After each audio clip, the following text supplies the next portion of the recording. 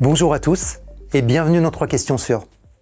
Alors qu'elle limitait le report de congé en cas de maladie à la seule hypothèse de survenance d'un arrêt avant la période de congé, le 10 septembre 2025, la Cour de cassation a étendu ce report au cas où le salarié est tombé malade pendant ses congés. Elle met ainsi en conformité le droit français et le droit de l'Union européenne.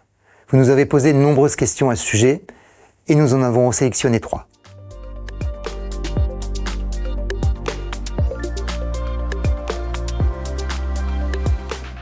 Alors, pour qu'il y ait report des congés payés coïncidant avec un arrêt maladie, le salarié doit notifier son arrêt à l'employeur. Mais la décision de la Cour de cassation ne précise ni les modalités de cette notification, ni le délai à respecter.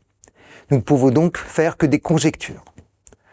Rappelons d'une part que le salarié en arrêt maladie, notamment pour bénéficier d'un maintien de salaire, doit informer son employeur et lui justifier son absence par l'envoi d'un certificat médical.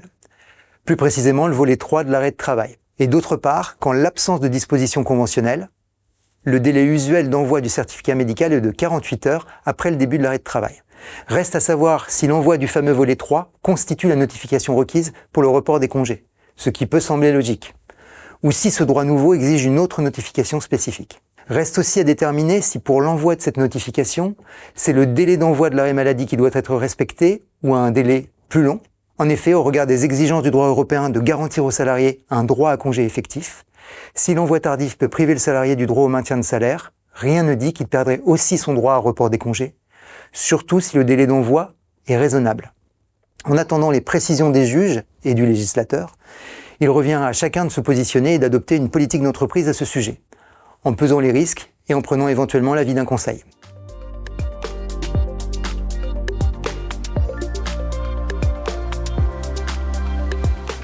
Rappelons qu'avant le 10 septembre 2025, le salarié malade pendant ses congés bénéficiait de l'indemnité de congés payés, qu'il cumulait avec les indemnités journalières de la sécurité sociale, mais il ne bénéficiait pas d'indemnisation complémentaire de l'employeur.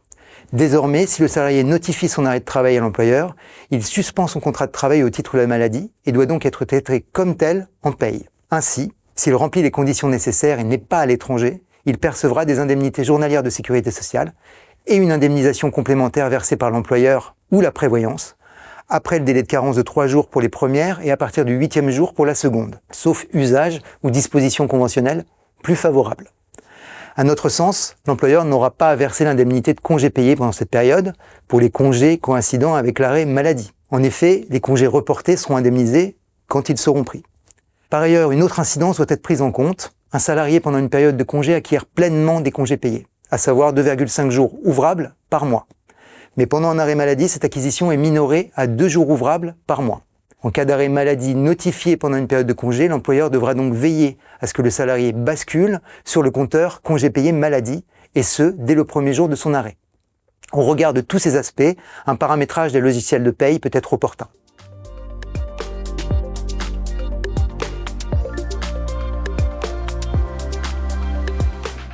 Alors Robert, la Cour de cassation ne précise pas la durée pendant laquelle le salarié pourra prendre ses congés reportés avant d'être perdu. Et c'est bien là tout le problème de ce droit à report. Selon nous, cette durée devrait logiquement être celle prévue en cas d'impossibilité pour le salarié de prendre ses congés pendant la période normale de prise, du fait d'un arrêt de travail pour maladie ou accident, d'origine professionnelle ou non professionnelle. Même s'il ne s'agit que d'une position administrative dénuée de valeur juridique, c'est aussi en ce sens que le ministère du Travail s'est positionné récemment. En suivant cette logique, la durée de report est donc de 15 mois, sous réserve d'une durée conventionnelle supérieure. Mais attention, elle ne débute qu'à compter de l'information du salarié par l'employeur dans le mois suivant la reprise du salarié, par exemple sur son bulletin de paye, du nombre de congés reportés et de la date jusqu'à laquelle ils peuvent être pris. Attention, car à défaut d'avoir réalisé cette information, la durée de report est illimitée. Concluons en rappelant que ce droit à report ne signifie pas que le salarié peut poser les jours reportés n'importe quand. En effet, c'est l'employeur qui, dans le cadre de son pouvoir de direction, fixera les dates de congés reportés, selon les règles applicables dans l'entreprise. Notre 3 questions sûres touche à sa fin. Alors, si vous voulez en savoir plus, n'hésitez surtout pas à suivre notre fil d'actualité sur le sujet, nos revues RF Social ou encore le feuillet hebdomadaire. Quant à moi, je vous dis à très bientôt pour un nouveau 3 questions sûres.